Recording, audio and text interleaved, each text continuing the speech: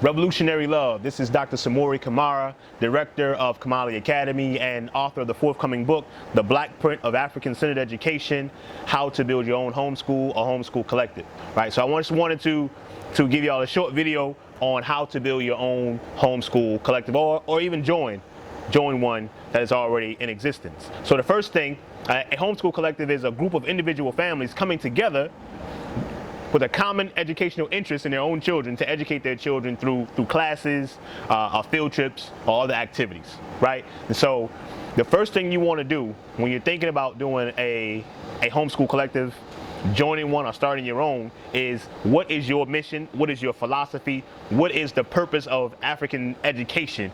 You have to understand that first and foremost. For me, of course, it is education for liberation. It is that we must teach our children from an African-centered perspective. So many of the homeschool cooperatives that I have noticed actually have been religious-based, right? So if that's not your cup of tea, then you got to keep it moving. Right, we need to have that African-centered education, and if the folks that you're trying to get with are not doing that, then things are going to clash. Absolutely, right? So once you have your philosophy or your mission, you might want to even make a parent packet that potential families who are coming into your cooperative have to read, have to understand, have to sign, because you want to make sure that you're getting the right kind of people, around your children in your cooperative. You want to make sure that their values are the same, their ideas about African liberation are the same, because sometimes I've seen people, some of the folks, they want their children to be great workers for other people, and then you have another group of folks who want their children to be liberators of their people. So those two things don't really work out together when it comes down to how we educate our children. All right. So now once you have your philosophy, and you have the parent packet, and you have the like-minded folks who are going to ride with you on this, then you need to develop the classes, right? In my own homeschool collective that I'm a part of here in New Orleans, we're going to maybe get together to field the basketball team to play in a little league, right? We're gonna have our little jerseys on, have our red, black, and green flag up here. You know what I'm saying? We're also thinking about bringing our schools together to do some debate. You know what I'm saying? Trying to be on the great debaters tip, like Denzel Washington. I'll play Denzel Washington part, trying to get them to take back their righteous African mind. But you can meet for all kind of things. So we'll be doing also martial arts, sewing, comedic yoga. We'll be getting together to do math and science. One hand cannot hold all the wisdom, right? So we want to tap into the resources that we have in our community so our children can really get a well-rounded education, right? And now the co-op can meet once a week, every day of the week, twice a month, 4 times a month, whatever you want the situation to be, right? It could be a situation where you come together all day, half of the day, doesn't matter.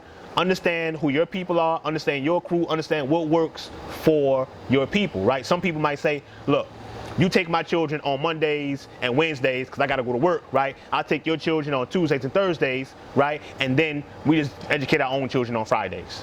That can be a situation that can actually work, right? So it is on you. I mean, it doesn't have to go by anybody else's rules. We don't look at anybody else's clock to work. African proverb, right? So once you have your philosophy, you have the people that you're going to ride with. Once you have your classes, now you want to find a location. So you want to make sure that location is either cheap or free, right? And a park is as good a place as any. One of the parents' homes in the cooperative, actually you can switch. So this day we're going to meet at your home, right? Next week, we're going to meet at your home. So it can be somebody's home, it can be a library, it can be a park, somewhere where you guys can get together and teach your children, right? Now, once you have, again, your philosophy, you have your classes, you have the people that are going to be a part of your homeschool, right? And you have the location. Now, really, it's time to get started. Talking about fire does not boil the pot. Right? We know we need a different kind of education for our children, and that's what we need to give them. There's no other way to get around that. We need to go ahead on and get started, right? And here's some of the benefits of a homeschooling cooperative. There are many, right? But I'll just hit up some of them. We understand that socialization and socializing is different. Socializing is about talking to and meeting other children or other people, right? Socialization is about the values that are are being implanted in our children at these particular schools. And we don't know what's going on in these schools. But we know we want to inculcate our children with African values, African traditions, and African ways of looking at the world. So that is what the African-centered education is about. So it helps with the socialization, because not only does our children get the socialization that we're giving them, but we also have like-minded people who are going to instill those same values, those same beliefs, those same ideas that we are instilling in our children. So our children are accountable to more than one person. That's one benefit, right? Another benefit is that our children get to be around other children who are getting a very similar education, right? So, and it helps us as well as parents, because now we get to see and we get to interact with other families who are doing a very similar thing. So we don't seem like we're crazy because our mama don't understand, the grandparents don't understand, my cousin says I'm crazy because I'm ruining my children but not putting them in a public food system, right? So we get encouragement because we know that we're not alone. Right? That's another benefit. Again, our children are held accountable by other people, but also maybe I teach my child very well about our story, but I'm not very good at teaching them about scientific ideas, right? So this other sister who's a part of the crew who gets to my child a lot better than I do. So the child has more than one teacher, and different teaching styles. The child is able to learn from different perspectives, right? Those are really just some of the benefits of being a part of a homeschool cooperative. There are many.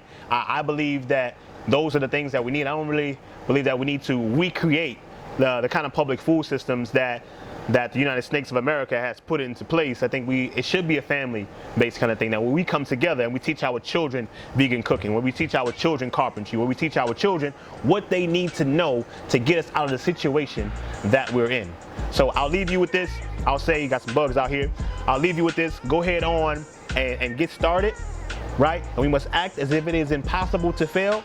Our future depends on what we do today. So go ahead and start that homeschool cooperative, or join one that's already going on, whatever area that you are in, and make it happen for our children. Again, this is Dr. Samori Camara, director of Cooperative Academy and the author of the forthcoming book, The Black Print of African-Centered Education, How to Build Your Own Homeschool and Homeschool Cooperative. I'll see you next time.